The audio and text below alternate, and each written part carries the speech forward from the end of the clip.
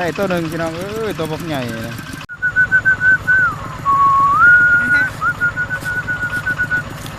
โอ้ยยังกล้วยเนาะคือเด้อ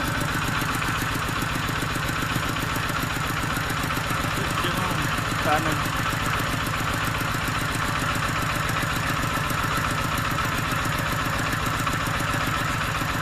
สบายดีกำลังมาเลาะของกระป๋อมได้กระป๋อมได้อยู่ได้ต้องกินอยู่ได้มานอยู่ได้กำลังหาเลาะของกระป๋อมแถวไห้ทงนาหาอยู่หากินอยู่บ้านเฮาพบโควิดกินอยู่ประมาณก่อยกระป๋อมลวกพักผู้ของผู้มานเนี่ยผู้ซูซี่นะครับเห็นตัวใดก็เอาเบิดมวยผ้าซูซี่ว่าง่ายๆจับศัตรูแมวคนละหนูไอ้ตีหนูมาเด้อใครจะมาของกระป๋อมมาให้กินแบบบ้านเฮาของกระป๋อมลมเย็นดีหายใจบวมนะจักแน่นๆนะโอ้ยกินกระด้มก่อนหายใจบวมก่อนของกระป๋อม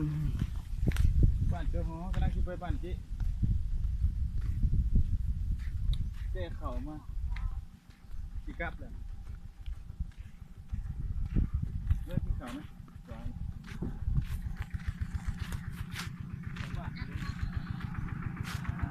มันนั่งดู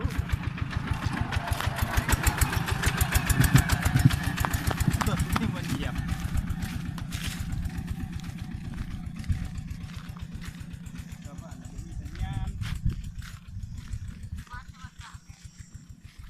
ดำนะยังบริษัทไม่ยังดำปากเป็นปากมันดำแล้ว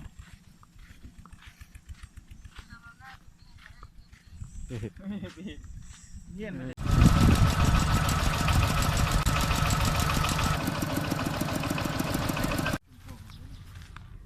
เลาะของกระป๋อมนี่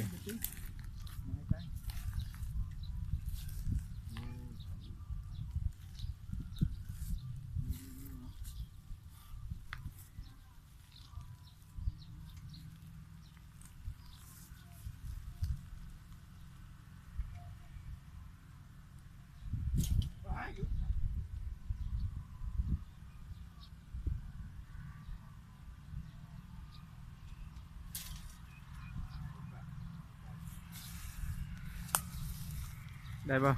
ไฮรุดเอามากิน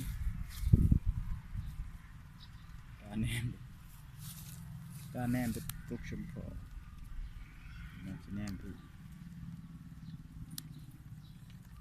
เฮ้ยเจ้าก็คุณยามมันเอาชมบ่ทำไมตัวใหญ่ครับเนาะ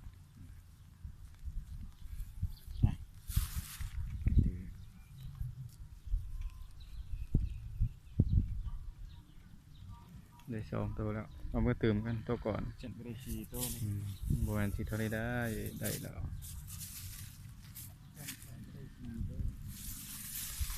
จะเส้นติ้งก็ได้ชีตัวใส่บนมือด้วยบนเลยบอก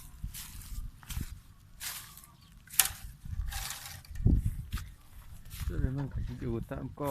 ห้าวหัวห้าวครั้งแถวนี้แหละ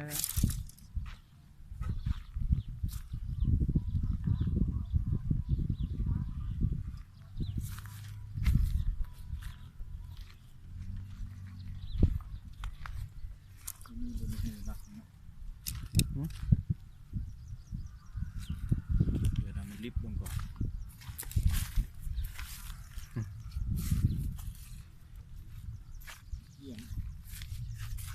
ทำแล้ว4 โมงไปเรากล่องกระป๋อมพบโควิดมาอยู่บ้านกินยังเอาไปเราหาอยู่หากินเนาะอันนี้เป็นวิธีชาวบ้านเราหาอยู่หากิน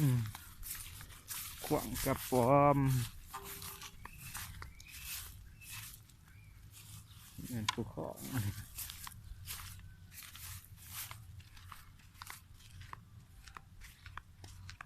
ข้างนั้นเพิ่นกำลังเกี่ยวข้าวนาแซงกำลังขนเขาเกี่ยวเขายามนี่มันยามเก็บเกี่ยวเขานาแซงไม่ได้ใช่ปะเดี๋ยวก็ละหัวไปนี่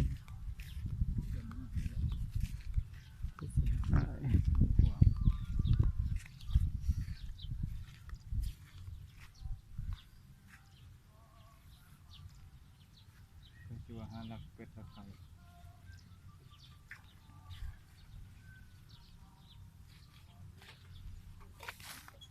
นี่นะ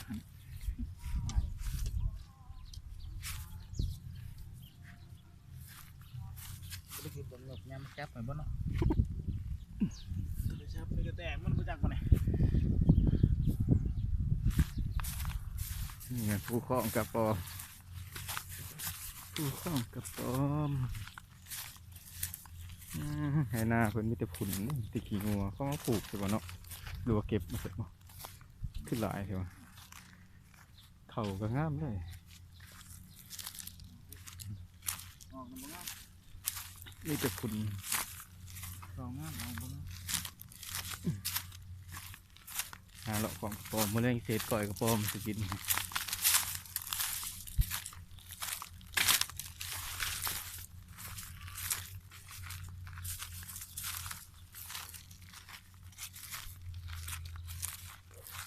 มาเนาะเดินหาเนาะ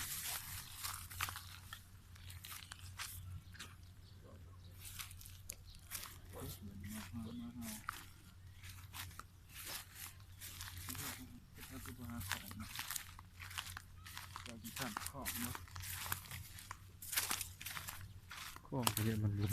กะเอ้ยมากะเมาหอนอยู่ อันนี้มันกกคูนเลยนี่ปีนี้มีแต่ดอกปีนี้ดอกคูนดอกงามเนาะแต่ว่าปีใหม่เพิ่นบ่มีเนาะสิได้บ่มีสงกรานต์เนาะเพราะโควิดดอกคูนเขามางามสงกรานต์ปีนี้สิได้เพิ่นบ่ให้ลิ้นเราก็ต้องปฏิบัติช่วยกันโอ้แมงสาบ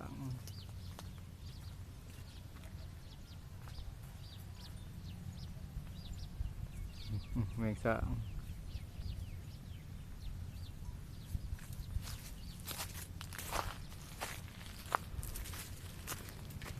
เป็นแมงสาบตามกกดอกคูนนี่เลย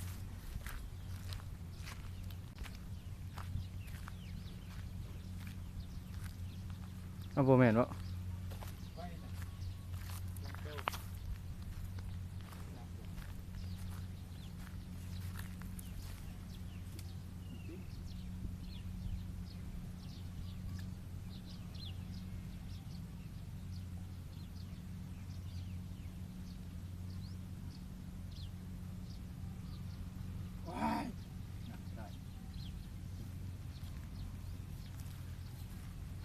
ยังเห็นอยู่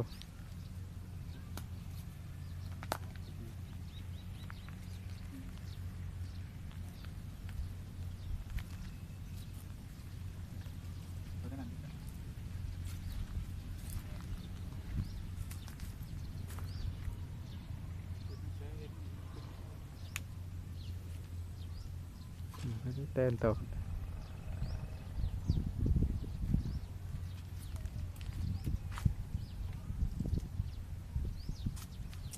บ่ได้ซ้ำตัวนี้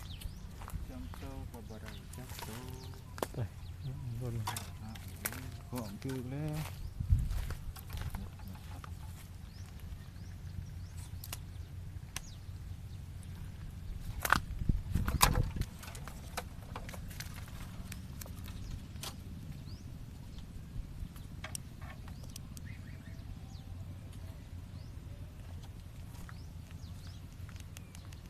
ทีวีสิงเห็น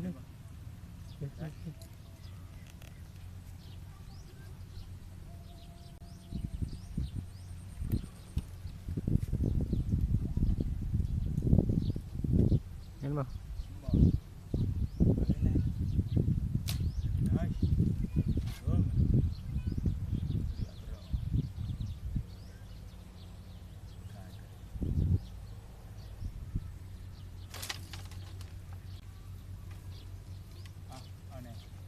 ข้ามือ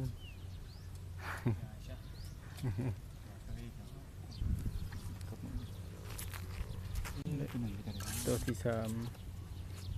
น่าจะได้3 ตัวโอ้3 ตัว3 ตัว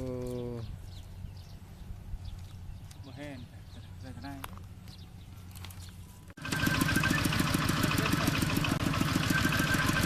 ได้ตัวหนึ่งพี่น้องเอ้ยตัวบักใหญ่เลย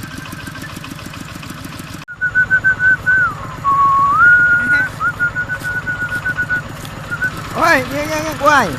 เนาะคือเด้อ